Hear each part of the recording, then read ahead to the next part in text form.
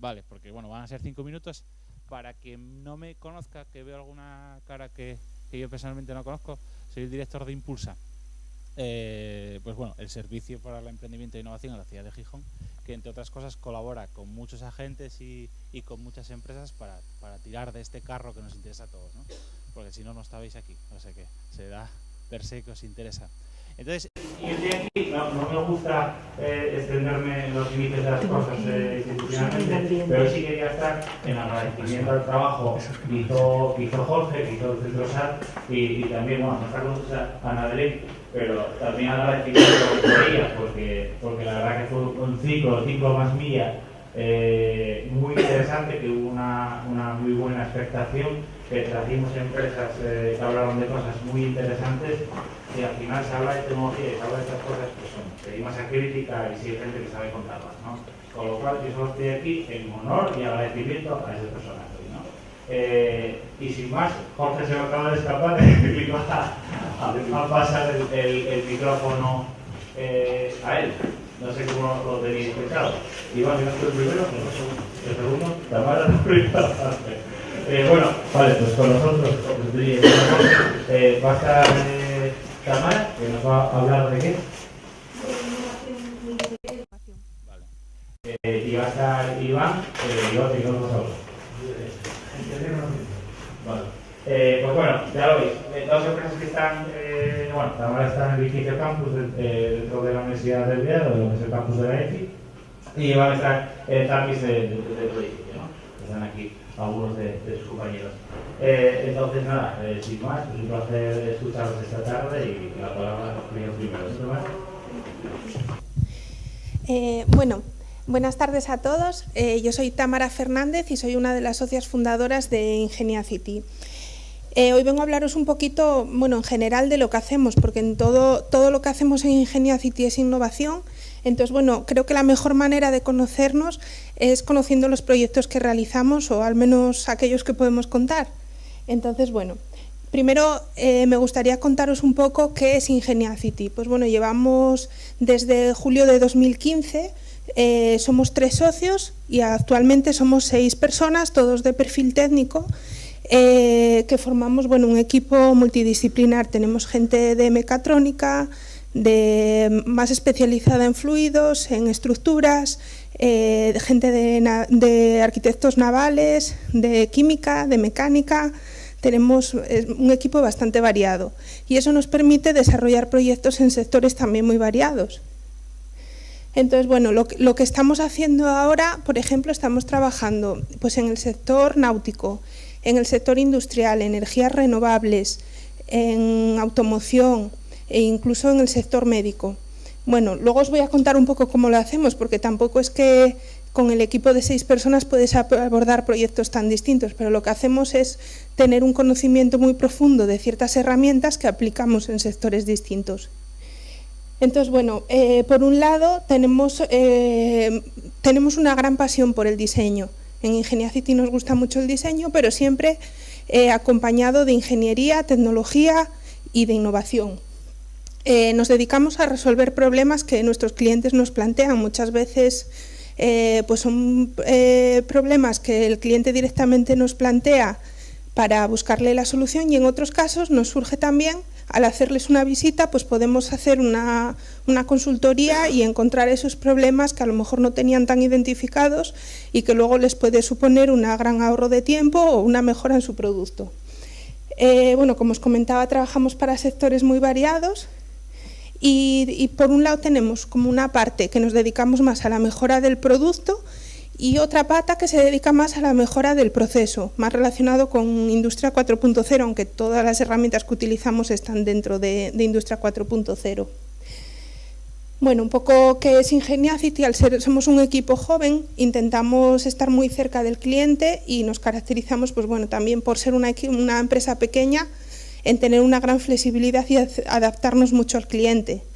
Tanto es así que, bueno, que tenemos proyectos que realizamos para empresas, para grandes multinacionales, como por ejemplo para Arcelor o empresas de gran tamaño, como para empresas pues, que a lo mejor es una persona en la empresa o incluso particulares de la calle. También nos ha ocurrido de de un particular que necesita un producto diseñado específicamente para él y se lo hemos hecho. Estamos ahora mismo, por ejemplo, en un proyecto de este tipo. Entonces, bueno, creo que lo que más nos caracteriza es eso, la flexibilidad y la capacidad de adaptarnos a las necesidades del cliente. Una de las patas que os comentaba es es el diseño de producto. Al final, lo que hacemos, en este caso, son proyectos del sector de automoción, los que os muestro, y lo que hacemos es aplicar pues, conocimiento de materiales. Trabajamos mucho en el sector de competición y tenemos un amplio conocimiento de material compuesto. Trabajamos mucho con fibras de carbono y bueno, cualquier otro material compuesto, como son fibras de vidrio, lino y bueno, gran variedad. Incluso tenemos algún proyecto para temas de carbono reciclado, de aviones de alta densidad. Entonces, bueno, es un poco el proyecto estos proyectos son todos para un mismo cliente al que le hemos diseñado las piezas desde cero. Es decir, por ejemplo, el alerón de arriba hemos hecho desde el diseño estético al estudio estructural, fluidodinámico, todo el tema aerodinámico del coche, para poder tener un alerón que es producto propio de nuestro cliente y que hemos diseñado desde aquí. Está fabricado íntegramente en fibra de carbono.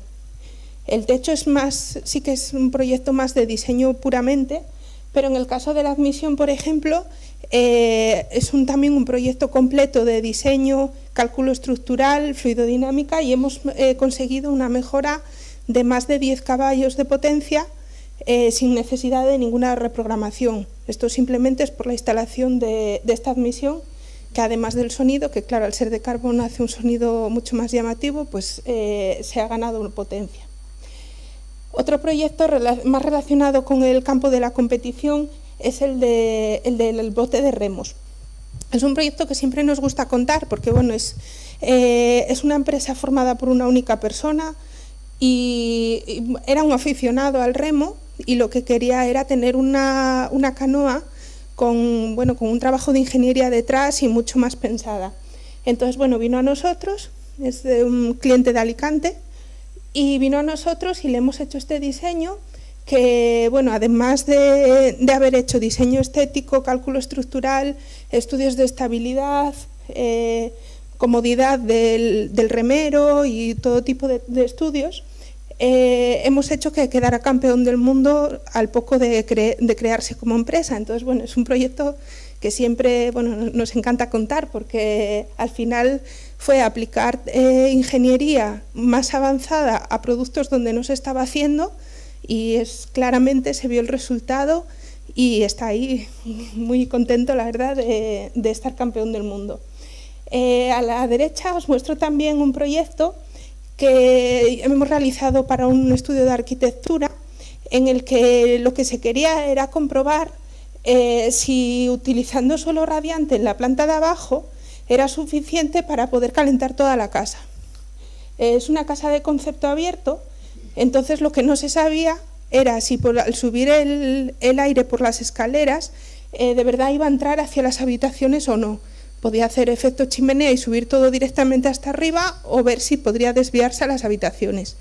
Entonces, bueno, en este caso no funcionaba, pero sí que esta herramienta permitía el diseñar pues, como unos deflectores en las escaleras que permitan que el flujo al final se vaya donde tú quieres. Entonces, al final, algo que normalmente en arquitectura se hace, lo ponemos y luego si no funciona ya pondremos radiadores arriba, pues tienes una noción de qué es lo que de verdad va a funcionar o no y poder también buscar soluciones si es que no, y antes de hacer una construcción.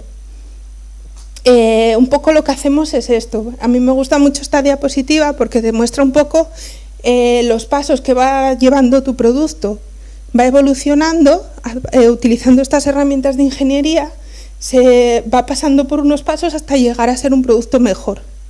Y aquí sí que me gustaría también pararme un poquito porque bueno, lo que estamos viendo últimamente también es que se está como invirtiendo mucho en I+D para mejorar el proceso, pero es muy importante que nunca nos olvidemos del producto. No puede ser que estemos con este producto muy controlado, muy sensorizado y con unos controles de tiempo exhaustivos cuando tenemos aquello y deberíamos estar aquí. Entonces, bueno, quiero también hacer un poco esa reflexión porque me parece que es importante, es imprescindible, lógicamente, mejorar el proceso, pero tiene que ir un poco a la par. Es importante que el producto no se quede atrás nunca. Entonces, bueno, ¿cómo hacemos todos estos proyectos tan variados? Porque, bueno, al final, automoción, en náutica, por ejemplo, estamos trabajando al más alto nivel. Estamos, bueno, desde aquí, desde el cubo de Impulsa, estamos desarrollando proyectos para Copa América, que, bueno, suena... A veces la gente no se lo acaba de creer, pero estamos aquí al lado desarrollando proyectos a ese nivel, que es como trabajar para la Fórmula 1 en automoción, pues estamos ahí desarrollando ese tipo de proyectos, yates de competición fabricados íntegramente en fibra de carbono, y veleros de lujo, y se está haciendo desde aquí, desde Gijón. En ese caso es, bueno, un cliente que trabajamos en exclusiva para él. En competición suele ser de este modo. Entonces, por eso también lo que intentamos es llevar todas esas ganas de hacer cosas mejores, porque al final competición te lo exige. En competición siempre tienes que hacer el mejor producto posible, el más rápido, el más ligero, el que lo soporte todo, pero entonces lo que queremos hacer es llevar todo eso, toda esa exigencia al sector industrial. También que la industria se pueda aprovechar de todas las ventajas, no solo de estos materiales, pero de la tecnología que se utiliza para desarrollar esos productos. Entonces, bueno, esta es una de las herramientas que utilizamos, cálculo estructural, elementos finitos que se llevan utilizando muchísimo tiempo. Lo que pasa que lo que intentamos es un poco ir, con nuestros clientes solemos ir un paso más atrás. Nosotros odiamos decir que vendemos proyectos de simulación. Es algo que no decimos nunca. ¿Por qué? Pues porque nosotros lo que queremos es empezar antes, hacer el asesoramiento, a ver qué simulación necesita nuestro cliente, porque muchas veces, que igual alguien está pensando, claro, para tener más horas y facturar más, pues no ese es el objetivo. Lo que queremos muchas veces es al contrario, es gracias a ese servicio, al final tenemos una simulación más sencilla de la que nos había pedido, nos pasa un montón de veces, y además tiene mejor respuesta a las preguntas que él tenía. Muchas veces, pues por ejemplo, para el diseño del alerón, no, pues me haces una simulación 3D de todo el alerón, con todo el coche, y haces ahí, claro, eso lleva un montón de horas y tiene un coste muy alto. En dificultad no es que sea mucho, pero horas son muchísimas más. Y lo que él necesitaba con una simulación en 2D era suficiente. Entonces, bueno, esa parte nos parece importante. Y también en otros casos no es solo que se puede hacer una simulación más pequeña, sino que a lo mejor la que nos están pidiendo no está resolviendo la pregunta que el cliente tiene. Muchas veces, pues, no está claro el por qué quiero hacer esa simulación. Entonces nosotros lo que hacemos es parar el proyecto ahí y volver atrás y para ver tú esto para qué lo quieres, y entonces ya te diremos qué simulación es mejor para ti y cómo conseguir lo que necesitas. Entonces, bueno, nosotros intentamos trabajar de esa forma. Bueno, aquella es el alerón que os mostraba antes. Aquí tenemos, es una pieza de un barco de competición, es un botalón que es calculado, es de fibra de carbono, y bueno, fue una pieza muy complicada de calcular porque al final a esta se van los cabos, bueno, tiene un montón de tensiones y es bastante compleja de calcular.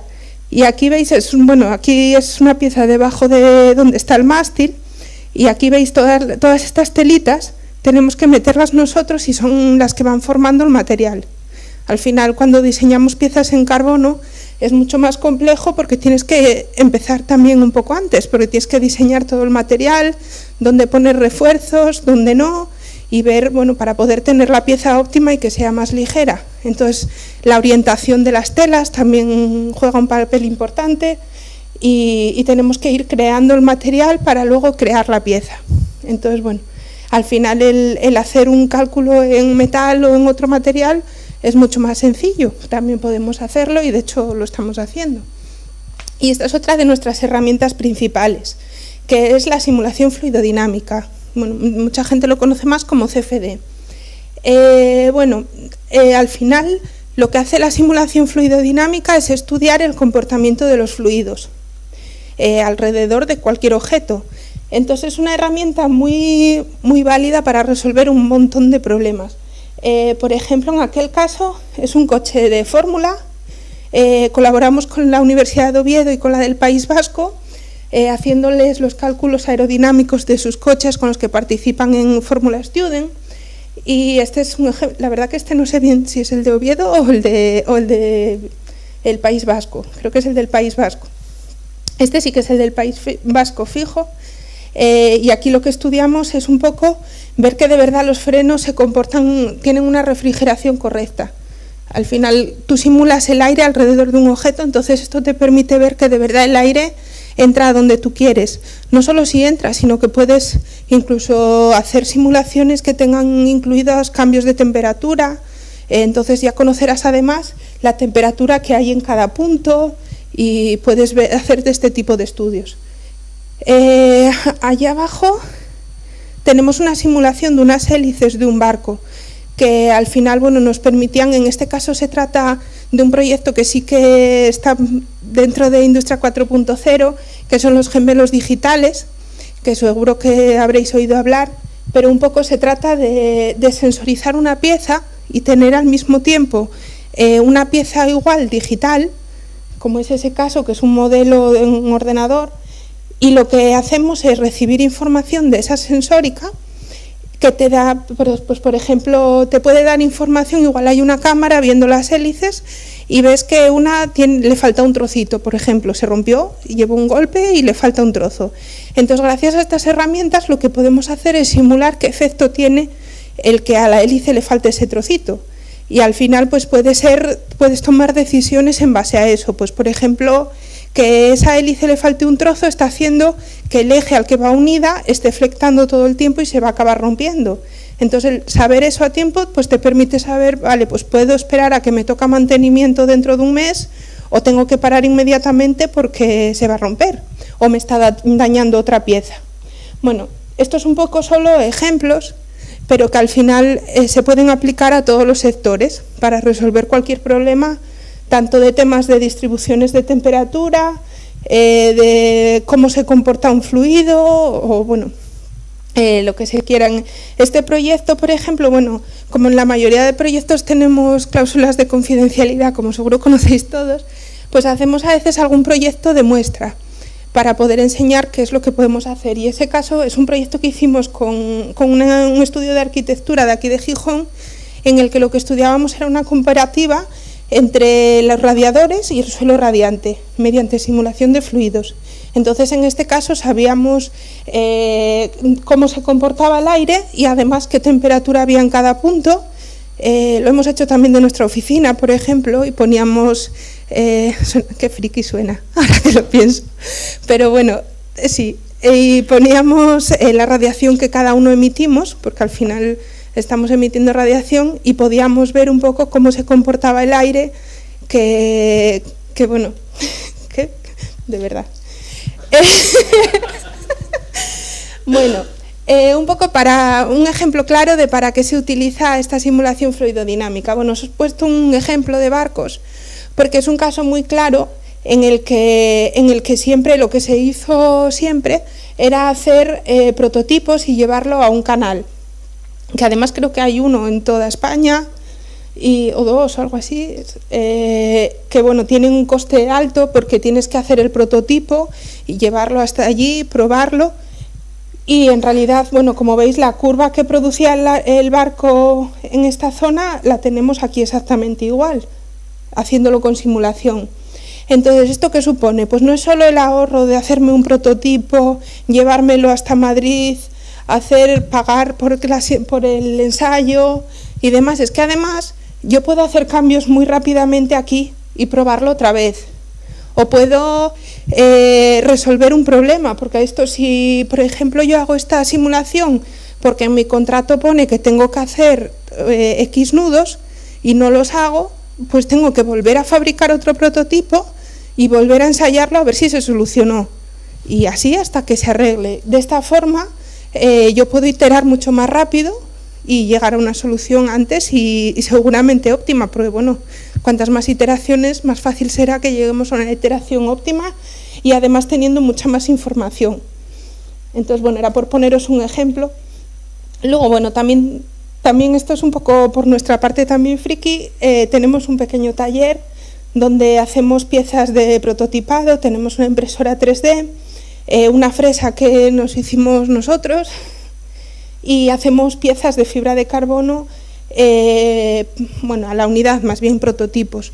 Hemos hecho, por ejemplo, en un taller querían electrificar un coche clásico, entonces le hemos hecho el soporte para el motor en fibra de carbono, aligerado, bueno, topográficamente también con todos los aligeramientos posibles, y al final, bueno, fue casi, lo llevó, vamos, que no pesaba nada. Y ahora, por ejemplo, estamos haciendo un proyecto para, bueno, un señor que nos vio también en una presentación y está en silla de ruedas y compite en tiro olímpico. Entonces, tiene una mesa que engancha a su silla de ruedas y se apoya ahí para tirar. Entonces él necesitaba tener una adaptada a él que fuera más ligera, entonces le estamos ahora acabando una en la que hicimos todo el diseño y el cálculo estructural, simulando el peso de él apoyándose y demás, y hemos hecho una mesa que al final la reducción de peso fue brutal, fue muchísimo. Tenía una hecha así un poco artesana y al final, bueno, tuvo muchas ventajas. Y luego sí que tenemos también, o sea, lo que os decía antes de mejorar el producto, de no olvidarnos de eso, no es tampoco porque me interese más a mí, porque también hacemos proyectos más relacionados con el proceso. Por ejemplo, tenemos este proyecto, bueno, es un ejemplo de un proveedor de equipos de láser, pero en una visita a un cliente con el que estamos haciendo otro proyecto, vimos que para los equipos de los depósitos a presión, lo que hacen es marcar con tiza las posiciones donde tienen que ir soldando cada orejeta, cada tubuladura, lo van marcando a lápiz y midiendo. Y bueno, nosotros teníamos la experiencia de barcos y de motos y todo, de que marcar algo en una geometría que no es regular es muy difícil, y más con la precisión que requieren. Por ejemplo, posicionar algo en esto que es rectangular no tiene ningún problema para nadie, pero en una cosa curva sí que tiene una gran dificultad. El otro día, por ejemplo, hicimos una prueba y para trazar un depósito, bueno, le llaman trazado a marcar todo eso con tiza, de 4 metros de largo, que los hacen de 60, para uno de 4 les llevó 8 horas.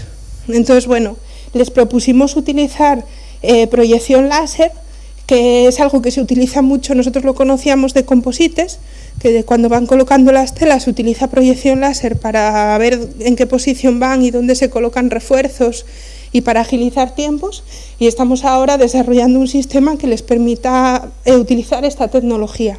Al final lo que hacemos es eso, es adaptar tecnologías existentes para resolver problemas de nuestros clientes. Bueno, otro ejemplo es, por ejemplo, este de aquí abajo, que estamos haciendo un proyecto dentro del programa de Open Innovation del año pasado, con ArcelorMittal. Estamos haciendo un proyecto que consiste en el posicionamiento en interiores de un dron autónomo. Entonces, bueno, estamos ya muy acostumbrados a ver drones por todos lados, pero es algo que todavía no hay. No hay drones que puedan volar, sí que dirigidos, pero de forma autónoma, que puedan volar, y menos en un entorno industrial, no existe. Tienen grandes problemas de interferencias y no existe todavía. Entonces, bueno, estamos desarrollando un proyecto. Este es el dron este es un modelo 3D del dron que estamos utilizando, aunque también estamos utilizando uno mini luego os enseñaré un pequeño vídeo para que lo veáis, pero porque hacemos pruebas en la oficina y por seguridad este es como así de grande y ya bastante sustos nos da el otro como para tener este. Y luego esta imagen de aquí, bueno, os la muestro un poco porque es la precisión que tenemos en el posicionamiento. Este proyecto, al final, lo que tenía principalmente era la dificultad de posicionar el dron. Nosotros lo que les ofrecimos, y que fue por lo que nos dijeron que nos habían seleccionado para desarrollar el proyecto, es que dotamos de energía, de información, no, de inteligencia a la nave. Y entonces es la nave la que le dice al dron por dónde ir, no es el dron el que tiene la inteligencia. Entonces esto ¿qué ventajas tiene? Pues bueno, por un lado que tú puedes utilizar el sistema de posicionamiento para posicionar cualquier otra cosa. Puedes posicionar máquinas, objetos, piezas, personal, lo que necesites. Y al mismo tiempo te permite que si quieres tener lo que llaman una colmena de drones trabajando, haciendo distintas tareas, van a ser muy baratos porque la inteligencia la tiene la nave y ese sistema se puede utilizar para todos los drones que quieras conectar. Entonces, bueno, esto de aquí era de esa primera fase en la que estábamos trabajando en la parte de posicionamiento. Y para poder validar un poco la precisión que teníamos, necesitábamos tener un circuito del que conociéramos la posición exacta. Entonces, bueno, hicimos con vías de estas de niños, de colorines, montamos un circuito y teníamos la referencia exacta de por dónde pasaba un trenecito que llevaba toda la sensórica encima. Y entonces nos permitió ver que teníamos una precisión en torno a los 11 centímetros en el peor de los casos, que es una precisión muy buena cuando, bueno, por ejemplo, el GPS tiene menos de 1 metro de precisión. Entonces, bueno, teniendo en cuenta todos los problemas que esta tecnología tiene, al final hemos tenido una buena precisión. Sí que teníamos problemas aún así con la Z, porque al ser un dron tenemos una dimensión más, pero se ha solucionado con visión, con tecnologías de visión artificial. Entonces, bueno, lo que hacemos es un poco eso, juntar tecnologías de diferentes campos y resolver el problema de la mejor manera que podemos. Y bueno, un poco ¿qué es el futuro que vemos? Pues al final lo que nosotros buscamos es que las empresas nos conozcan como una empresa de referencia a la que poder llamar cuando tienen un problema. Que habrá veces que no podamos solucionar porque no sea de nuestro campo o no tengamos la herramienta, pero queremos, bueno, tener esa confianza para que las empresas puedan contarnos sus problemas y poder buscar soluciones, ofrecer ese asesoramiento tecnológico y llevar la innovación a las empresas. Y bueno, por mi parte nada más, único, si tenemos un segundo, os pongo el vídeo, un pequeño vídeo en el que se ve el dron. Bueno, aquí lo que hace es un dron, estamos en la oficina y lo que hace es un 8. Y aquí ya es autónomo y estamos recibiendo nosotros en el sistema. Hay unas piezas, tenemos toda la nave, toda la oficina llena de sensores por todos lados, con unos trípodes, tenemos 10 creo, por ahí. Y vamos recibiendo toda la información del dron. Entonces, bueno, el proyecto estamos consiguiendo ya buenos resultados y de hecho mañana ya es la prueba final en Arcelor, ya para ver el demostrador. Entonces, bueno, nada más por mi parte, muchas gracias y no sé si tenemos tiempo de preguntas o...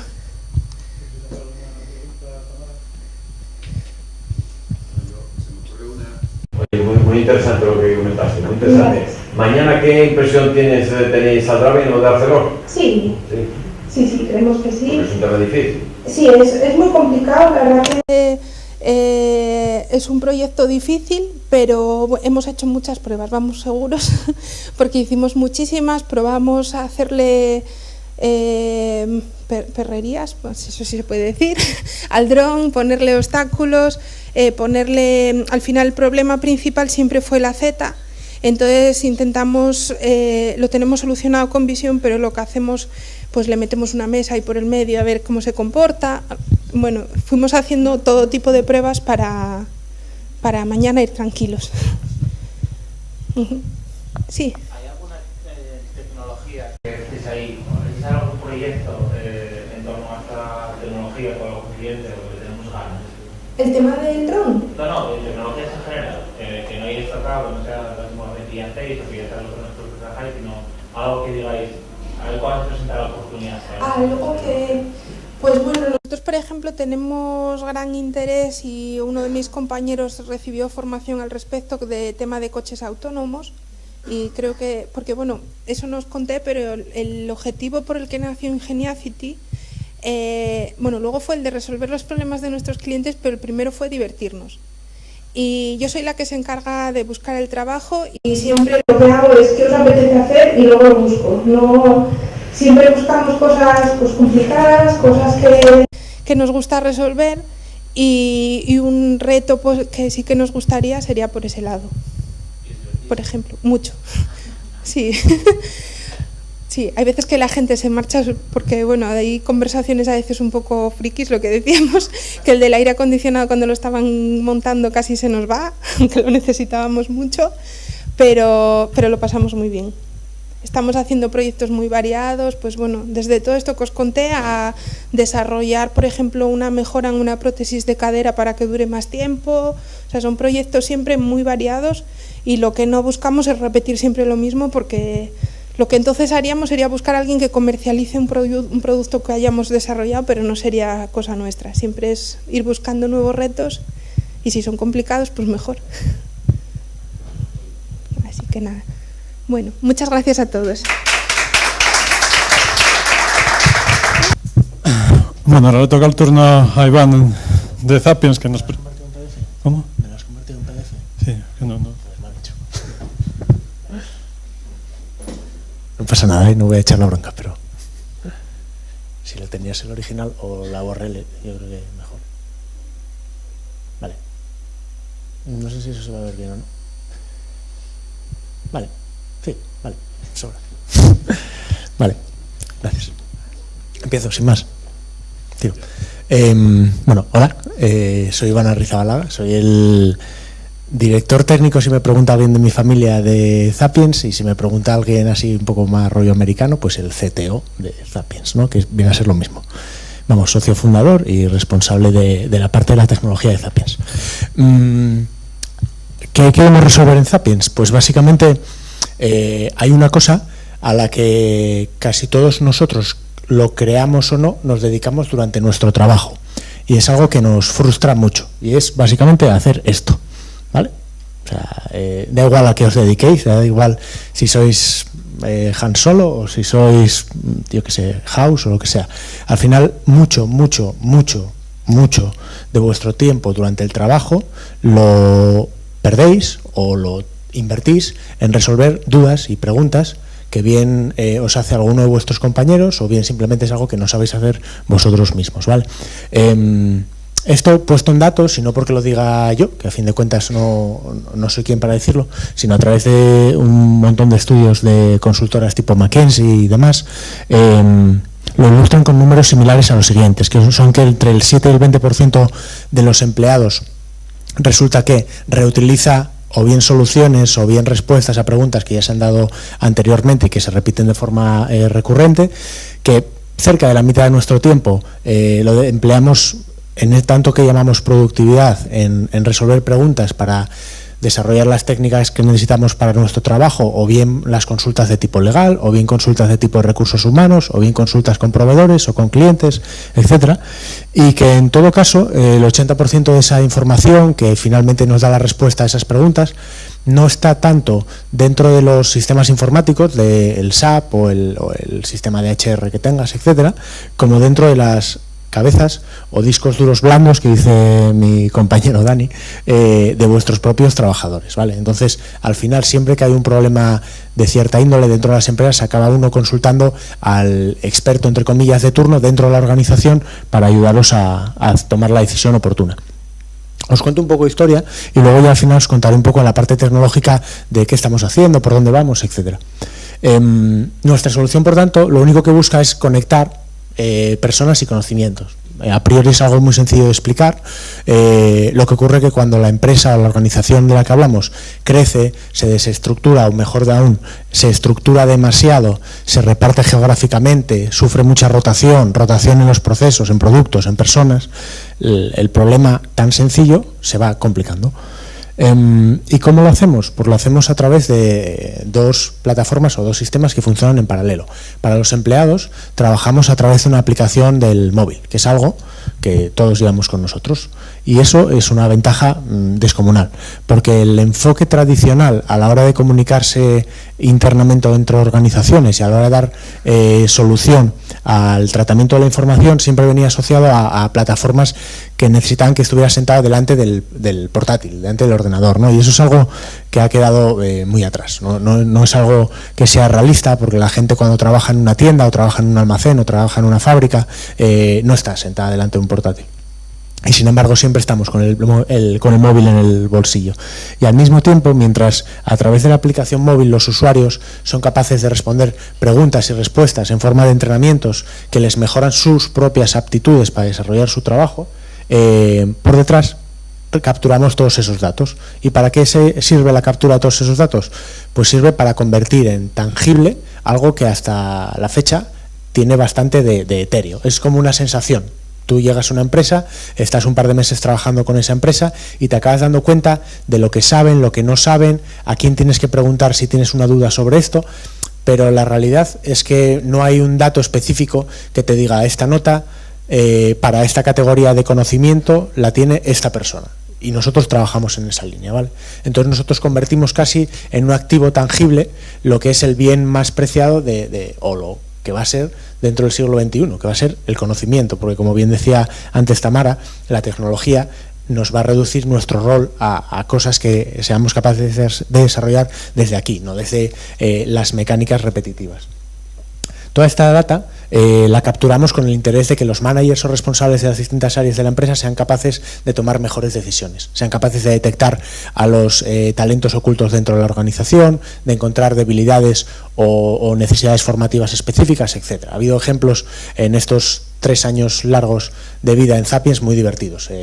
Alguna aerolínea, cuyo nombre no puedo decir, que ha tenido entrenamientos de Zapiens tanto de los protocolos de cafetería en vuelo como los protocolos de seguridad de aterrizaje y despegue, dando por sentado a priori que, bueno, que lo de los protocolos de seguridad que está chupado, y los resultados específicos y concretos, lo tangible, les explicaban que la realidad era otra, que estaban absolutamente capacitados para servirte un buen café, pero bueno, hasta ahí puedo leer.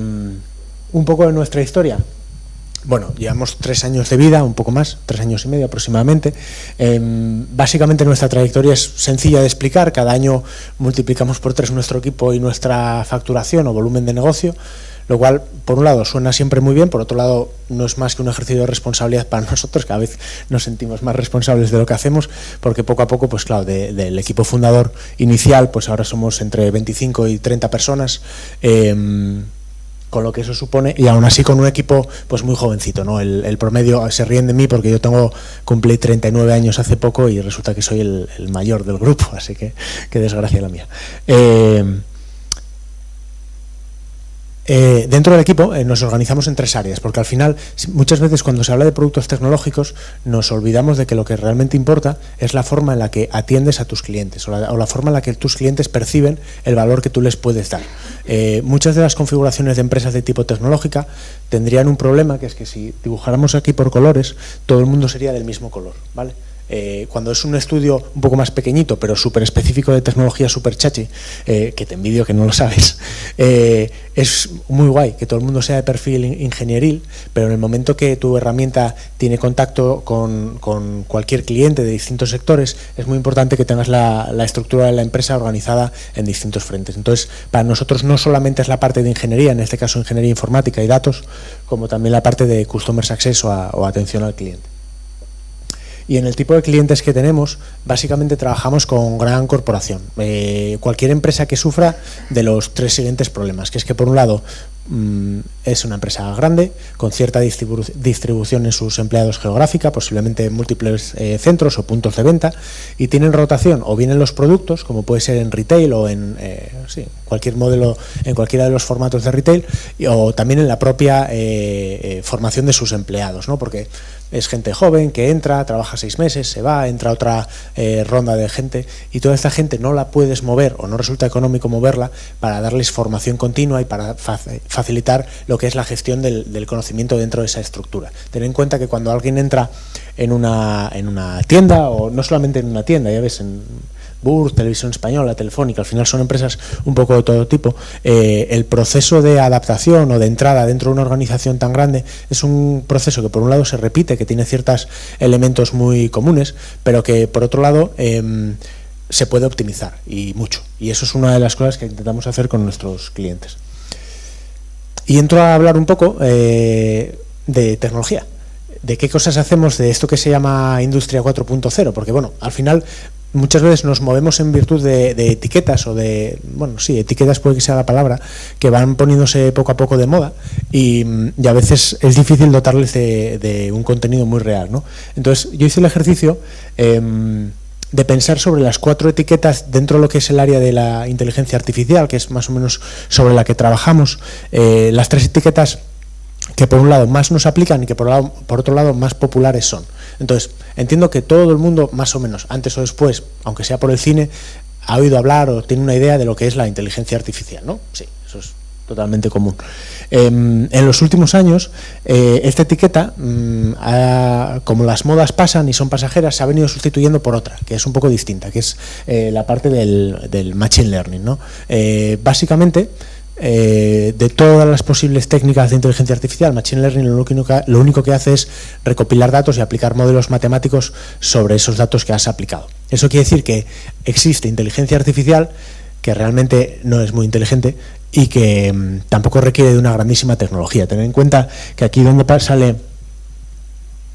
sale hace ya 15 años o 14 años la tendencia de las búsquedas a través de la herramienta esta de Google Trends, la inteligencia artificial nace y empieza a construirse la teoría y todo sobre lo que se desarrolla allá por los años 60. O sea, no creáis que aunque ahora es el hype y todo el mundo habla de ello, es algo que es increíblemente viejo, ¿no? Lo único que ha cambiado es la capacitación de las máquinas para hacer real aquellas cosas que antes eran un poco, fantasía. Además del Machine Learning, que no dejan de ser modelos matemáticos, estadísticos, poco más, poco más y mucho más. Quiero decir que no tiene mucha más profundidad. Uno de los elementos que surgió en los últimos años es la parte del Deep Learning, que no sé si es como término os resulta familiar o habíais oído hablar de ello. Sí, ¿no? Vale. El Deep Learning, yo siempre, cuando hablo de esto, siempre cuento una anécdota muy sencilla, que es que en el MIT, allá por el año 2012-2013, el responsable del área del Departamento de Inteligencia Artificial, en la reunión inicial del curso, tuvo dudas sobre si eliminar del temario todo lo que hacía referencia a lo de Deep Learning, que es ahora mismo la única palabra que parece que existe en inteligencia artificial. Y era así porque eran unos modelos matemáticos, teóricos, que no se habían podido poner en prueba en los últimos 20 años con buenos resultados y prácticamente se estaban desechando. De hecho, yo recuerdo específicamente estudiarlo aquí en Gijón, ya que hablamos de la milla de conocimiento, allá por el año 2004, y estudiarlo como un método, bueno, más o menos anecdótico, no nada más. Pero resulta que ese mismo año un profesor de la Universidad de Toronto, Geoff Tinton, consiguió mejorar el top, digamos, el estado del arte en uno de los concursos de reconocimiento y clasificación de imágenes en un 20% frente al estado del arte anterior. Entonces resulta que dio la vuelta a la tortilla totalmente. Y esto venía de la mano, y esto fue posible, y aprovecho simplemente que lo puedo decir para contarlo, gracias a los videojuegos. Es una anécdota que a veces cuento, que es que de los videojuegos surgieron las tarjetas gráficas. De las tarjetas gráficas, el mayor fabricante del mundo de tarjetas gráficas, que se llama Nvidia, desarrolló tecnología que era capaz de mover los gráficos de esos videojuegos, y gracias a esa tecnología se aplicó la misma tecnología para mover las matrices y los volúmenes de datos que hace falta mover para poder aplicar estos modelos matemáticos que existían desde los años 60 y 70. Así que si estamos aquí, yo siempre digo que de alguna manera es gracias a Mario Bros o a la PlayStation o cosas de este estilo, ¿vale? Y lo último sobre lo que quería hablar era la parte de NLP o tratamiento del lenguaje natural.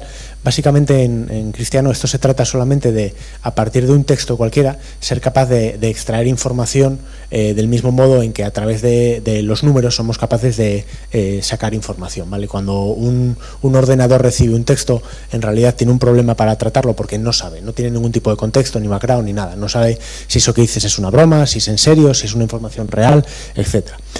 Y este es nuestro campo de experimentación, igual que antes hablaba de ingeniería dentro de la industria 4.0, nuestro área de trabajo un poco más innovador va alineado dentro de estas tecnologías. ¿Nos va a pasar esto? No. O sí, no sé. Yo siempre digo que si os planteáis, si queréis resolver si en los próximos años vais a perder vuestro trabajo, que es algo así como muy fuerte, pensar si todos los días estáis haciendo lo mismo. Si todos los días estáis haciendo lo mismo, aprender otra cosa. Si todos los días son un poco diferentes, porque tengáis un trato humano con personas a las que tenéis que darle lo que ellos necesitan, porque cada caso es una historia, por lo que sea, entonces no tengáis ningún problema, ¿vale? La AI no pretende reemplazar a los humanos, lo único que busca es eliminarlos de aquellos trabajos totalmente repetitivos, igual que en la primera revolución industrial o en periodos anteriores se sufrió el mismo proceso, ¿no? Y no tengáis miedo, porque mira lo que pasa a día de hoy cuando en el Google Translator le pones no, es imposible, y sin embargo él te responde no es posible, lo cual es totalmente lo contrario. Entonces, cuando creáis estas cosas que salen en el cine, estas cosas que salen en CSI o en películas muy de Hollywood, hombre, todavía falta. Y cada vez que veáis uno de estos robots haciendo cosas que flipáis, que son auténticas virguerías, pensar que son años y años de desarrollo para conseguir que el robot dé una pirueta, ¿vale? O sea, no sufráis. Está cerca, se aproxima, pero todavía no estamos ahí. Y dentro de esto, es precisamente por eso, por lo que queremos desde Zapiens, que la tecnología de la inteligencia artificial no puede funcionar sola, no tiene sentido que funcione en aislamiento. Por eso nosotros hablamos siempre de una corriente dentro de la inteligencia artificial que se llama la de Human in the Loop, que quiere decir que no solo extraemos datos al principio de los humanos, sino que durante el proceso de evaluación de los sistemas inteligentes volvemos a consultar a los humanos si no tenemos la respuesta adecuada. Y esto es uno de los enfoques que a nosotros nos da mayor valor. ¿Cuál es el problema específico que nosotros resolvemos con la parte de inteligencia artificial? O que, bueno, estamos trabajando en ello. Es lo que se conoce como question answering, o en más cristiano, responder preguntas. Básicamente, cuando le lanzas una pregunta a nuestro bot, a Zap, lo que hace es una serie de tratamientos de esa entrada de texto, detecta en qué idioma está, detecta cualquier palabra que no tenga un significado relevante para la oración, reduce las palabras a su raíz léxica original, realiza una serie de scores en función de unas variables estadísticas, y todo eso básicamente se refleja en una especie de sistema de búsqueda, ¿vale? Hay infinitos modelos. Es uno de los problemas que está ahora mismo, no solamente es un problema global, no solamente de actualidad, sino que digamos que está en pañales frente a otros problemas de inteligencia artificial, donde la clasificación de imágenes, por ejemplo, estos retos de poner millones de imágenes y clasificarlos en sus correspondientes especies animales, o separar, yo qué sé, si algo es un muffin o un caniche o cosas de este estilo, que habréis visto en algún caso, está mucho más avanzado que toda la parte del tratamiento de texto, ¿vale? De hecho, la mayoría de avances significativos son de hace meses o incluso de hace semanas. Hace semanas sacó Google un modelo que es muy prometedor y que ayuda al tratamiento de este y otros problemas semejantes, ¿no? Además, tened en cuenta que en nuestro caso nosotros tenemos un reto más difícil que otras empresas que se dedican a la parte de tratamiento de texto, que es que cada vez que tenemos un cliente nuevo empezamos desde cero, y es un cliente que empieza y espera respuestas para sus preguntas desde el momento en el que empieza a trabajar con nosotros. No existe, como en los proyectos de consultoría, un periodo en el cual durante meses estemos trabajando con datos hasta que entrenamos algo que funciona muy bien con esos datos y entonces lo ponemos en producción. Y ese reto lo cambia todo, lo hace todo más complejo, ¿no? Para dar respuestas a las preguntas, cuando Zap no es capaz de responder a la pregunta que tú lanzas al bot, aquí es donde entra nuestra corriente de Human in the Loop, o preguntar a un humano. Tenemos que localizar a los expertos. Para localizar a los expertos tenemos que conseguir hacer algo semejante a esto, que esto no deja de ser una captura de nuestra herramienta de backend, ¿no? Donde podemos hacer búsquedas para los distintos tipos de conocimiento de una empresa y vemos que podemos ordenar a las personas en función de distintos criterios y unos modelos matemáticos por los scores que han obtenido sobre ese tipo de conocimiento. Esto lo que nos permite es un efecto muy chulo, que es que cuando Zap no lo sabe, hace lo que haría cualquiera de nosotros, que es preguntarle al más listo de la clase. Lo que pasa es que él sabe detectar a quién preguntarle de manera semi-automatizada. Y aquí es donde trabajamos en lo que se llama, o otro hashtag que se llama People Analytics. Básicamente se trata de modelos para descubrir qué se sabe y qué no se sabe y quién podría saber más de cualquier topic dentro de tu organización, ¿no? Para ello sumamos no solamente la información objetiva, que sería a priori lo que parece más normal, que sería tú sabes lo que has demostrado que sabes, pero al mismo tiempo sabes lo que tus compañeros creen que tú sabes. Y al mismo tiempo, por último, sabes aquello en lo que tú te sientes fuerte. ¿Por qué? Porque donde tú te sientes fuerte tiene un valor aspiracional, es en lo que quieres brillar, es en lo que quieres sobresalir frente al resto del equipo. Así que nosotros juntamos estos tres valores, hacemos una serie de ventanas de tiempo y una serie de formulaciones matemáticas para crear un score normalizado de lo que sabe una persona sobre un topic en un instante en el tiempo. Bueno, como todo modelo matemático, igual que cuando predicen la lluvia o la nieve o no dan una, nosotros intentamos dar alguna, pero es algo muy susceptible y eso son parte del trabajo en el que estamos dentro del área nuestra de datos, ¿no? Y acabo con una de las terceras aplicaciones, que es que más allá de que sepas quiénes son los expertos en un área de expertise concreto dentro de tu organización, tienes que localizar de qué tipo de pregunta está haciendo referencia a una pregunta cualquiera. Es lo que llamamos un problema de autocategorización, ¿vale?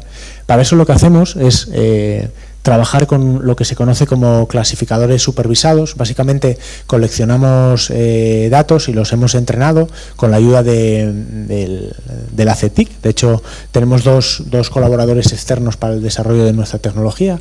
Hemos desarrollado parte de este modelo en colaboración con la CETIC y parte de la solución en la que estamos trabajando aquí de respuestas y preguntas con uno de los grupos de investigación del área de la Universidad Oviedo de web semántica, ¿no? de datos linkados.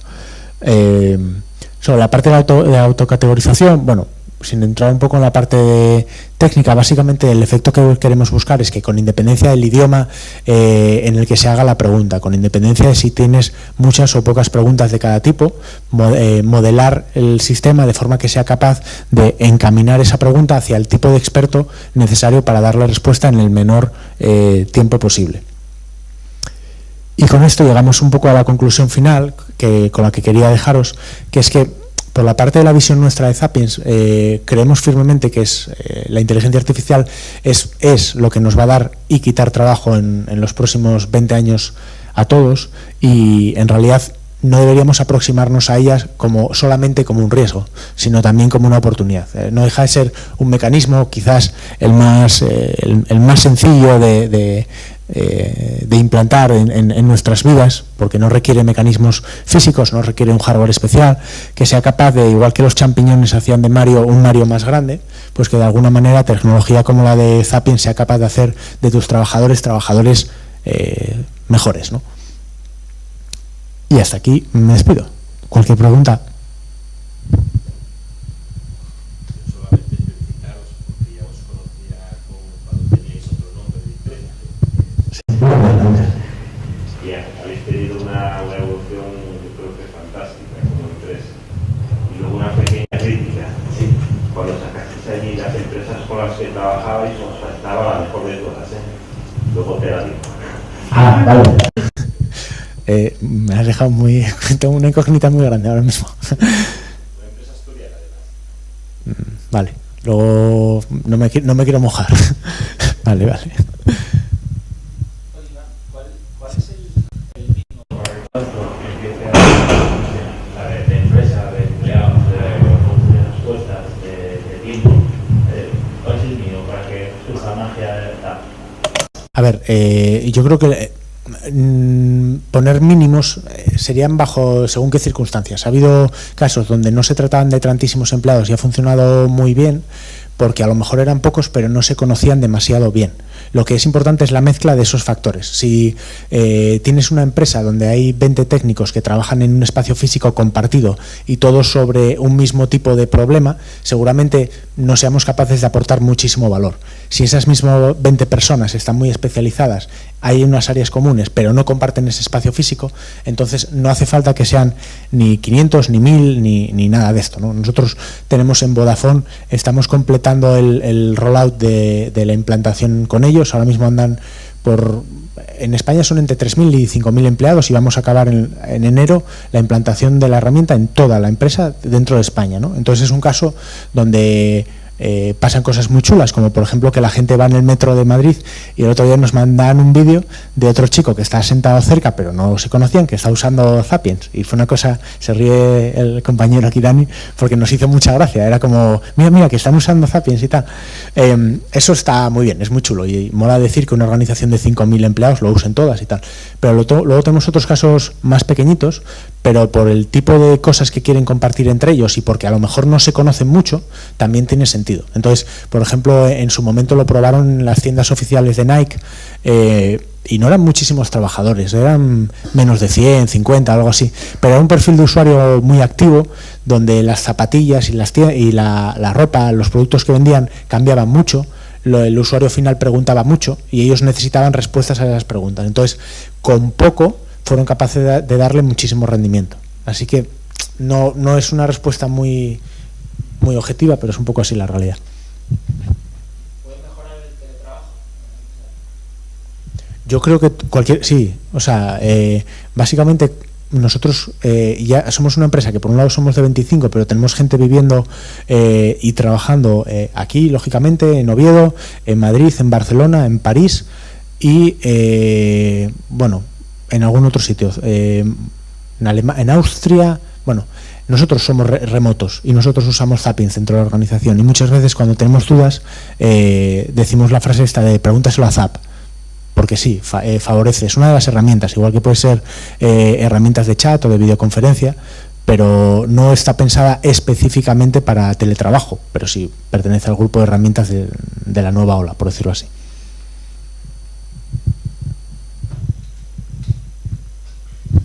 No. Gracias.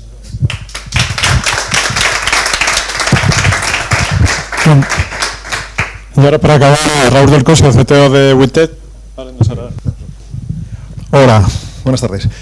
Muchas gracias a los centros SAT y a Impulso Gijón por invitarnos aquí a estar en esta jornada final.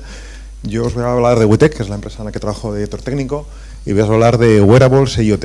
Nosotros somos una empresa que empezamos haciendo wearables de hace 5 años y luego nos hemos movido a IoT, porque bueno, digamos que hay bastantes puntos en común. Al final somos expertos en conectividad, en comunicar cosas que si llevas encima es un wearable y si está en una cosa que no hay una persona cercana, pues es un elemento IoT.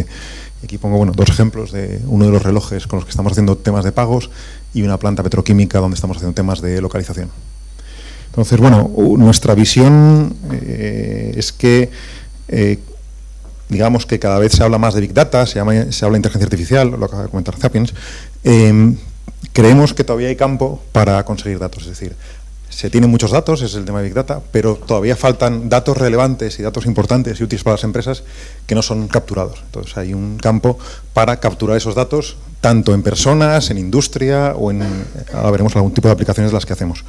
Entonces, ahí a favor nuestro está que cada vez es más barato, más pequeño y más sencillo desarrollar electrónica pequeña y comunicarse con sistemas con móviles o sistemas en la nube. Entonces, el Internet de las cosas, digamos que aquí la tendencia es que, por poner un ejemplo, en 2003 había 6.000 millones de personas en el mundo y unos 500 millones de objetos conectados, la mayoría ordenadores. Si nos vamos ahora a 2020, el crecimiento de personas no ha sido tan grande, en cambio el crecimiento de cosas conectadas es brutal. Sobre todo por la aparición de los móviles, que eso es lo que ha generado el crecimiento entre 2003 y 2015, y de 2015 en adelante pues son las cosas conectadas. Y esto, la tendencia es simplemente porque es cada vez más barato hacer cosas pequeñas y conectadas. Por poner un ejemplo, luego daré algún ejemplo. Pero uno de los ejemplos, nosotros empezamos trabajando, cuando trabajaba antes en un centro de investigación, trabajamos en el año 2007, 2008 en temas de acelerómetros para medir temas de rehabilitación del hombro. Los acelerómetros ocupaban como una caja de chicles, básicamente como este, tiene un tamaño de este estilo. Tenemos que poner 2 aparatos de este tamaño en el hombro de una persona para medir la rehabilitación. Ahora son cosas que apenas se ven, digamos, son unos chips que ocupan, son apenas visibles, y el coste también. El coste esto tenía en 2007, o sea, hace 11 años, valía entre 25 y 50 euros, ahora vale céntimos. Eso es tema acelerómetros, por poner algún tipo de sensores, pero vamos, esto es general en toda la sensórica y todas las comunicaciones. Entonces, bueno, aquí nosotros eso, luego también no es solo que se haya hecho más pequeño, sino cada vez hay más tecnologías de comunicaciones para sacar información de los wearables y los IoTs. Nosotros somos los que tengo resaltados en verde, aquí hay un rango de distancias, nosotros somos expertos en NFC y RFID para temas de pagos y identificación, en donde tienes que hacer un gesto activo por parte del usuario para interaccionar de forma electromagnética. Y luego, bueno, aquí está la parte intermedia, que es Bluetooth, Zigbee, estas que están por ahí, pero bueno, ahí estamos nosotros usando ahora sobre todo Ultra Wideband, que es una tecnología que ha salido en los últimos 3-4 años, que digamos es más potente en cuanto a las aplicaciones que usamos, por ejemplo, en temas de localización. Y aquí están las de celular, que son 2G, 3G, 4G, 5G, que todos las conocemos. Nosotros aquí estamos especializados sobre todo en la parte de baja potencia y bajo consumo, que es las comunicaciones IoT.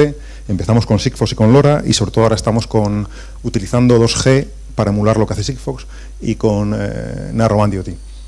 Digamos que aquí no nos gusta mucho Sigfox, no nos gusta mucho LoRa, después de trabajar 2 años con ellas, por temas de despliegue de antenas. Estos requieren desplegar antenas y tecnología propia, en cambio 2G ya está desplegado. Entonces se puede emular los protocolos que usan ellos en redes 2G, y luego ya están sacando las operadoras que tienen las antenas puestas una cosa que se llama Narrowband IoT, que usa la red 4G, y ahí lo bueno es que solo hay que cambiar el firmware de las antenas, y las antenas ya están desplegadas. Entonces te permite tener una cobertura mucho mejor que estas, usando tecnologías de estas.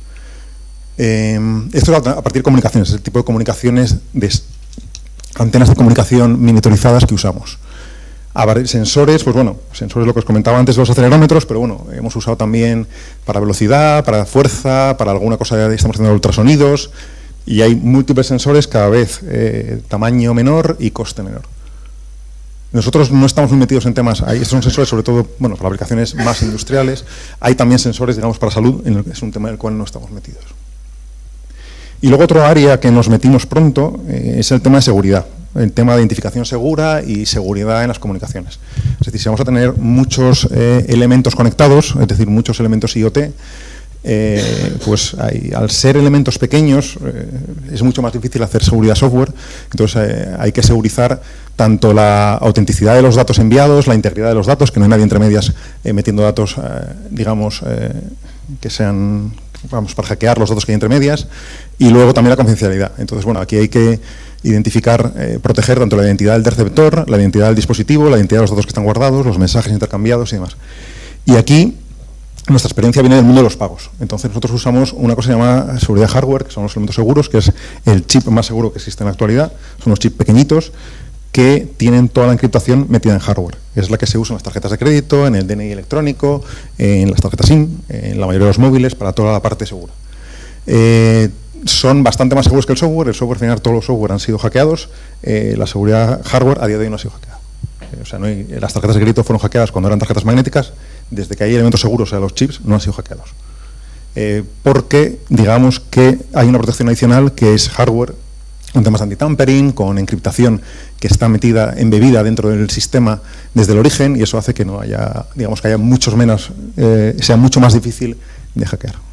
Puede haber errores, los ha habido, por ejemplo, con el DNI electrónico, pero bueno, ha sido porque se ha implementado de forma errónea en el hardware uno de los algoritmos de encriptación. Eso fue uno de los problemas que hubo con el DNI electrónico. Si se hace bien, no es hackeable. El DNI electrónico además se supo y se parcheó. Entonces, bueno, ¿qué hacemos con todas estas tecnologías que dominamos desde hace unos años? Pues nosotros somos expertos en diseño, desarrollo y fabricación de dispositivos conectados. Lo que decíamos, wearables si están asociados a una persona, y IoT si no hay una persona de por medio. Y en lo que estamos especializados es en identificación segura, sobre todo en temas de pagos, y en localización precisa en interiores y exteriores para aplicaciones en industria y en salud. Ahora os contaré un poquitillo más. ¿Y qué capacidades hacemos o qué hacemos con este tipo de tecnologías? Pues bueno, hay una parte que hacemos de sistemas electrónicos, incluyendo sensores y comunicaciones, es decir, la parte de diseño electrónico, prototipado, debugging, optimización, pasar certificaciones. Luego, cómo se integra esto en dispositivos como un reloj o un casco. Y luego, cómo sacamos los datos de aquí dentro y los llevamos a un móvil, en caso de usuarios, normalmente en wearables, o a la nube de algún sistema, en caso de aplicaciones industriales o incluso en pagos con la nube de Mastercard o Visa. O sea que tenemos estas tres áreas, digamos, una parte electrónica, una parte de integración en producto y una parte de aplicaciones móviles e integraciones con cloud externas normalmente. Nuestra experiencia, bueno, pues somos una empresa de base tecnológica con mucho apoyo público tanto a nivel de la Unión Europea, lideramos un proyecto de STARS donde somos coordinadores, hemos recibido apoyo del IDEPA, tanto EBT1, EBT2 y demás, y del CDT. Y somos una empresa B2B, o sea, trabajamos para grandes empresas haciendo soluciones a medida de wearables e IoT. Entonces, somos el Festina, es uno de los grandes proyectos que tenemos para añadir pagos a los relojes de Festina. Con el Santander empezamos a trabajar hace casi 4 años en temas de pagos con wearables y ya hemos hecho 3 proyectos con ellos, en temas de locación de interiores también. Estamos trabajando con el Instituto de Los Vega aquí en Asturias para temas de locación de pacientes.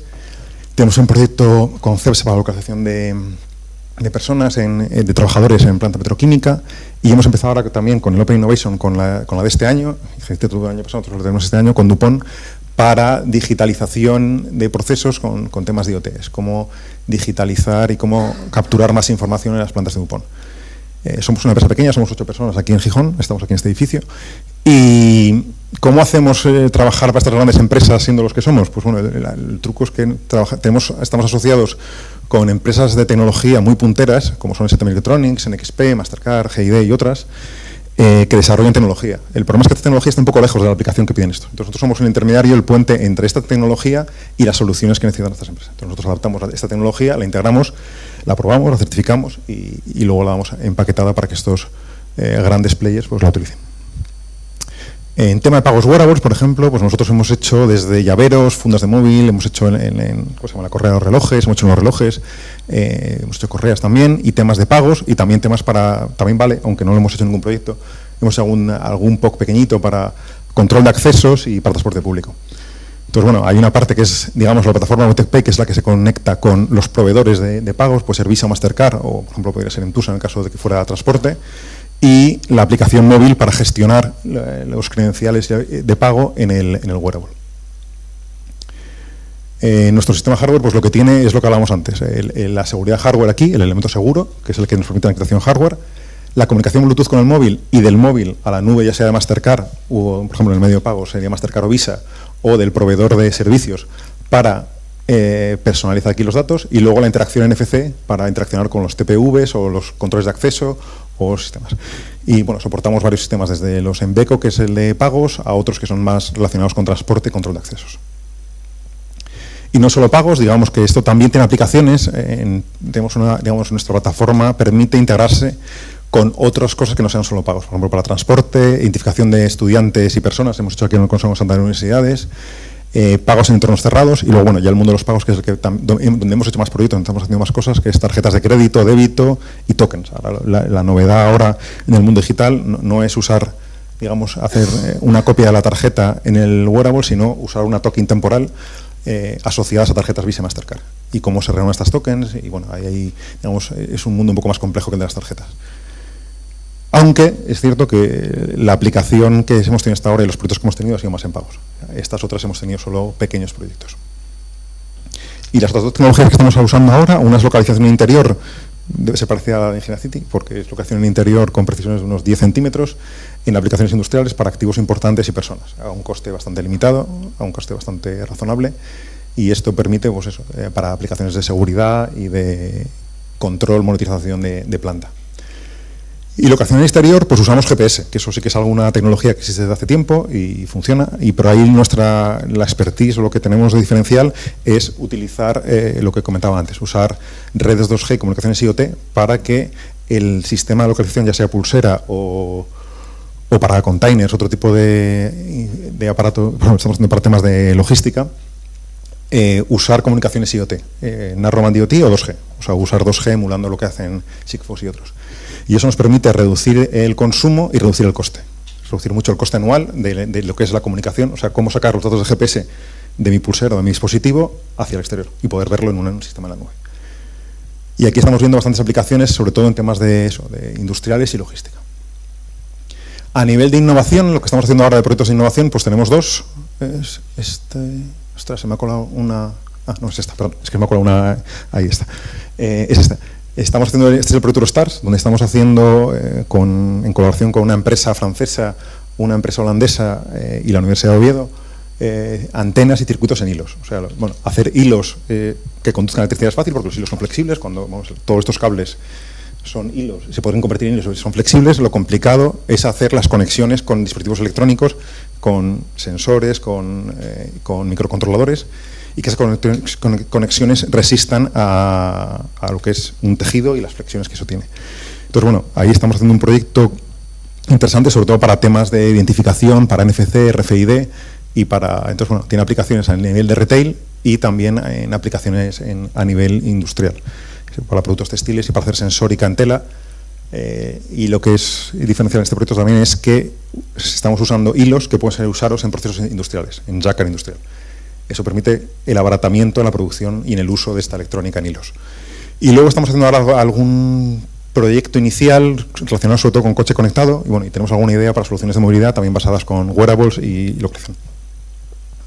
Y bueno, ahora también, desde hace un año y medio, empezamos a meternos en cosas de blockchain, y últimamente pues nos estamos metiendo un poco más a fondo en temas sobre todo relacionados con identificación segura, localización y trazabilidad de personas, activos y productos. Y sabéis, esto está relacionado con lo que he dicho anteriormente de localización, las tecnologías que tenemos de sensórica para localización en interior y en exteriores y el elemento seguro. Entonces, bueno, quedamos finalistas del Open Call de Alastria para Asturias hace un mes. Vamos a ser miembros de Alastria, estamos en el proceso de ser miembros de Alastria. Entonces, bueno, blockchain nos da un registro que es inmutable y compartido. O sea, cuando hay múltiples actores en la cadena y no tienen mucha confianza entre ellos y queremos tener un registro inmutable de lo que pasa. Entonces, bueno, y además permiten también la ejecución de lo que se llama smart contracts, que es ejecutar simplemente scripts para hacer otro tipo de cosas. Entonces, ahí es donde vemos que los temas de localización en exteriores con elemento seguro, es decir, tener un elemento que sabemos que es ese elemento, que nadie lo ha tocado, que nadie ha podido falsificarlo ni cambiarlo, y tener la localización y otros sensores de los envíos, pues puede dar, asociado a blockchain, se llama oráculo en el mundo de blockchain, ese tipo de cosas, pues una trazabilidad de la cadena de suministro y postventa mucho mejor de lo que hay en las soluciones actuales. También, bueno, ahora volviendo a la Open Call, una de las ideas que tenemos es también para sistemas de Mobility as a Service. Entonces, bueno, hacer la identificación segura del usuario usando lo que hablábamos antes de wearables, que pueden ser para hacer pagos o identificar al usuario.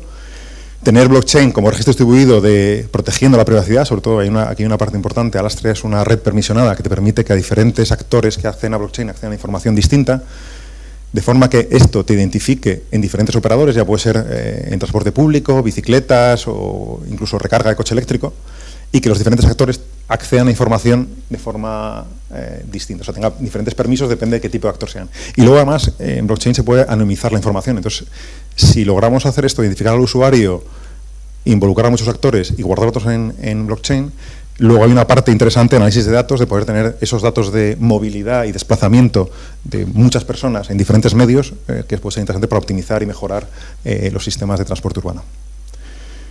Y luego, bueno, os voy a contar un poco de nuestra visión de blockchain. Me imagino que conoceréis el hype cycle de Gartner. Bueno, empieza la tecnología, digamos, aumenta en visibilidad con el tiempo, luego todo el mundo surge una especie de burbuja de emoción sobre toda la tecnología, como ocurre con la inteligencia artificial, y luego, pues bueno, como la tecnología no logra cumplir las expectativas de la gente, pues bueno, la gente se desilusiona, y entonces luego lo que pasa es que llegamos a este mundo que es el mundo de cuando la tecnología es productiva y realmente produce, digamos, beneficios e ingresos. Entonces aquí, en este momento de burbuja, pues caen empresas. Nosotros aquí hemos visto, por ejemplo, aquí está blockchain, aquí está plataformas IoT, entonces a nosotros nos gusta esta zona. Nos gusta esta zona porque aquí es cuando puedes empezar un proyecto, ya hay gente que ha desarrollado la tecnología y sabes que funciona, y estás cerca del momento en el que va a dar beneficios. Entonces, bueno, nosotros pensamos que siempre hay que meterse en las tecnologías que están justo después del pico en esta caída, porque son las que dentro de un año o dos van a estar aquí. Entonces, bueno, si quieres hacer un proyecto de desarrollo nuevo de productos para sacarlos al mercado en un año o dos, fíjate aquí. Entonces, justo ahora tenemos aquí blockchain y plataformas IoT. Un poco más adelante está Smart Dust, que es hacer justamente el futuro de IoT, es decir, que tengan también cierto grado de procesamiento y blockchain para seguridad. Entonces, bueno, esto vendrá más adelante. A día de hoy, bueno, nuestra experiencia con blockchain es que una tecnología todavía un poco compleja, como está en sus inicios, pues estamos por aquí, entonces, bueno, es una tecnología compleja, tiene un coste bastante alto, aunque puede abaratar costes dentro de un tiempo, a día de hoy no es fácil que abarate costes.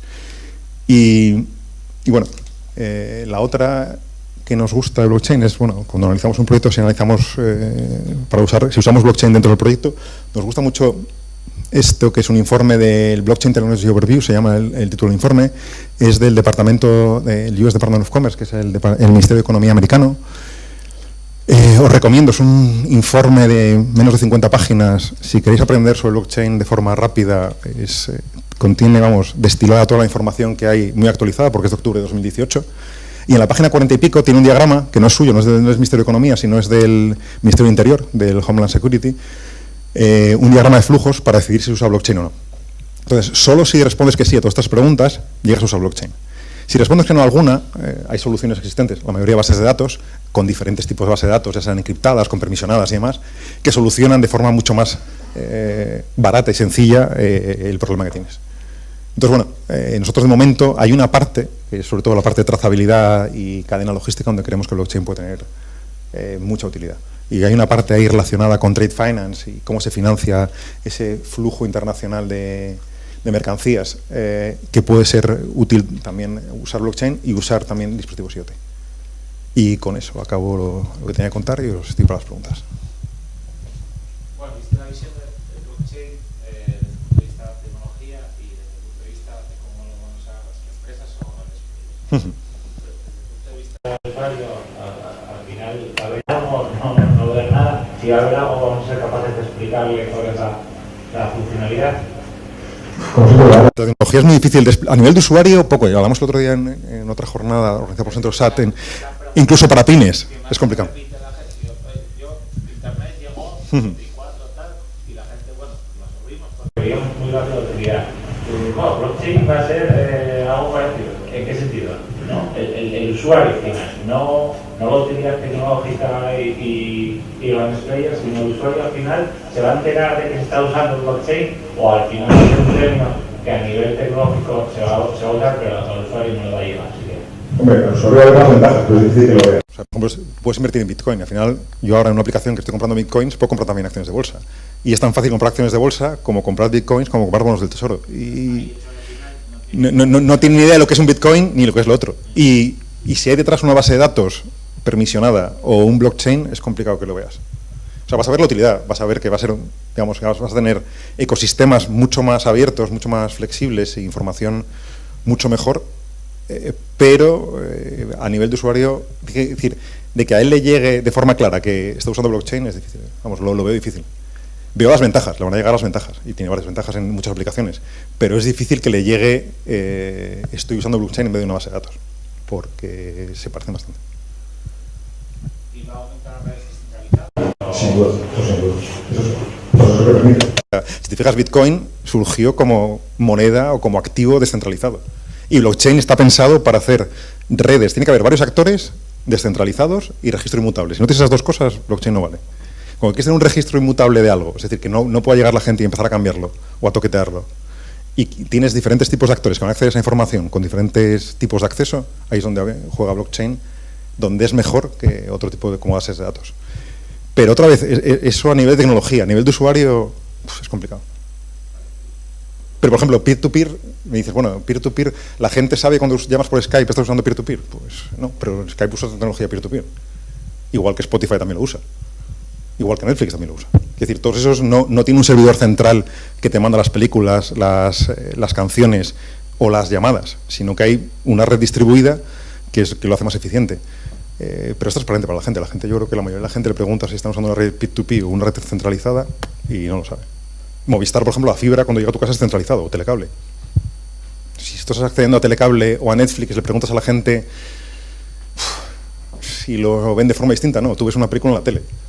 Netflix te permite que sea más barato, más rápido, más lo que quieras. Tú ves la rapidez, el abaratamiento, pero el ver qué hay detrás es complicado. O sea, por ejemplo, a mí se me ocurre el ejemplo de red peer-to-peer, que es cercano a blockchain.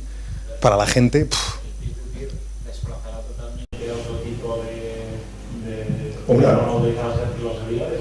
Sí, claro. Por ejemplo, el intercambio de música, intercambio de películas lo estás pasando. Y blockchain va a desplazar muchas cosas que se usan más de datos, sí. Pero para los usuarios, claro, la empresa lo va a explicar porque les es más eficiente, o es, digamos, cumple mejor operacional, o puede compartir redes mucho más amplias descentralizadas, pero para el usuario va a haber esa red descentralizada mucho más eficiente, más barata y más cómoda. Por eso Netflix es más cómodo, no es Spotify es más cómodo. Pero tú ves esa comodidad, no ves la tecnología que hay detrás. Es mucho más complicado eso. Vamos, lo vemos complicado.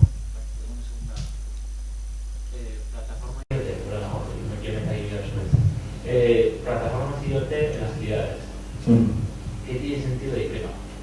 Porque claro, está desplazando una presión por la inversión pública, en sensórica, en plataforma, en comunicación, y hoy hasta qué punto cómo tomar riesgo público y generar una infraestructura que quede obsoleta al segundo día que implementación. Es uno de los problemas que hay con la tecnología, casi toda la tecnología de telecomunicaciones o información en despliegue público. Bueno, ya se vio con Wi-Fi y demás. Es muy complicado. La tecnología va mucho más rápido que los ritmos públicos. O sea, mi perspectiva es que ahí se puede hacer pilotos, cosas así, pero inversión como si fueran carreteras, no. Las carreteras duran y no cambia mucho. La tecnología estamos viendo que es que nada dura 5 años. Sí, pagas muchas cosas, pero aún así tienes cierta utilidad. El problema es que lo otro es que lo pagas, lo inviertes y probablemente 5 años quede obsoleto. Por ejemplo, una cosa que está haciendo Gijón, bueno, es aquí, sí, vivo aquí, pero por ejemplo, lo del LoRaWAN no tengo claro que vaya a ser el futuro. Y apuestas tecnológicas de ese estilo son complicadas que sean el futuro. Pero bueno, para Gijón y para empresas grandes. Es decir, puedes hacer despliegues, puedes hacer pilotos, puedes probar, pero hasta no esté realmente demostrado, es complicado hacer una red pública. Pero entiendo que a lo que puede aspirar una ciudad es no a poner la carretera, sino a dejar que se ponga una carretera por parte de un agente X de seguridad, que eso va a estar así, a su riesgo, y que el cliente que pase por esa carretera va a tener seguridad de lo que está utilizando. Y tú eres plataforma. Claro, ahí lo que hablamos de sandbox regulatorios, es permitir que la gente instale ese tipo de redes de forma mucho más sencilla. Y que si funciona bien, y si no, ha perdido el dinero del otro.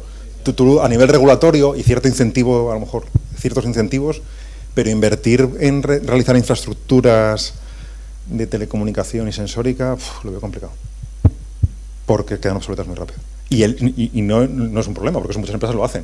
Pero el problema es que los ritmos de la administración pública son mucho más lentos, lo estamos viendo. Entonces, te pasa la ola por encima. Cuando tú llegas, ya ha avanzado mucho más de lo que tú estabas. Pero porque los ritmos de la administración pública, sobre todo en España. Claro, pero aún así luego coste también de no hacer nada, es decir... Pero no hacer nada tampoco. El sandbox regulatorio, hacer incentivos de proyectos de I+D o intentar conseguir que empresas lo hagan. O sea, tienes que incentivar que las empresas lo hagan y hacer una regulación para que las empresas lo hagan. Pero no puedes decir, no, que no se haga nada en Gijón o en mi ciudad y entonces no se prueba nada. Si no lo tienes que facilitar para que las empresas lo hagan y hay un ecosistema de empresas que lo hagan. Pero tú hacerlo, lo veo complicado. Y incentivos, sí, bueno, ayuda a I+D y demás, sí, ayuda... Y luego lo que hablamos de compra pública innovadora, es decir, que la red, por ejemplo, de autobuses use esa red, sí, vamos, poner antenas en los autobuses y tal, bueno, alguna cosa estilo. Pero inversión de recepción, igual a nivel de usuario, es decir, igual que el usuario lo va a usar, el usuario industrial, el usuario de salud, el usuario normal, que el ayuntamiento sea también uno de los primeros usuarios para que la usen, esa tecnología. Y empujen. No, de gestión de la infraestructura y de la tecnología, no.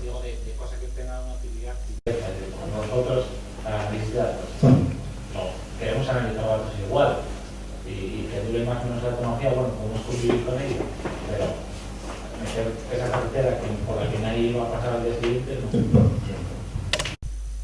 No, sí, análisis de datos tienes que hacerlo. Y ahí el problema de las plataformas es que hay muchas y incompatibles y eso sí que estamos como los sistemas operativos de los móviles o de los ordenadores, hay demasiadas. En algún momento tiene que converger a unas pocas. El problema es que ahora hay demasiadas y demasiado incompatibles entre ellas. Entonces, bueno.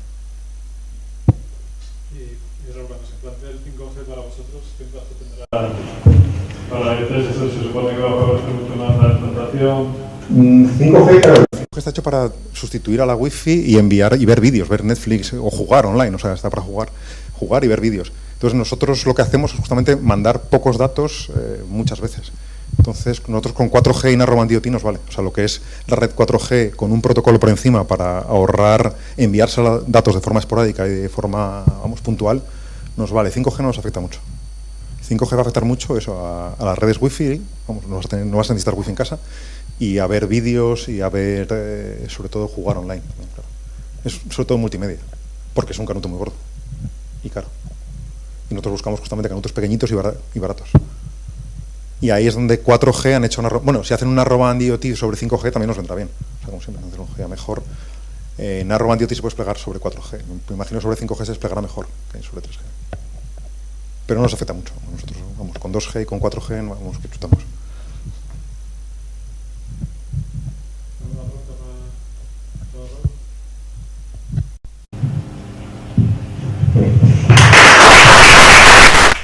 Bueno, nada, yo para terminar lo que quería era enseñar lo que podría ser el ciclo Más Milla del año que viene. Nada, un par de minutos.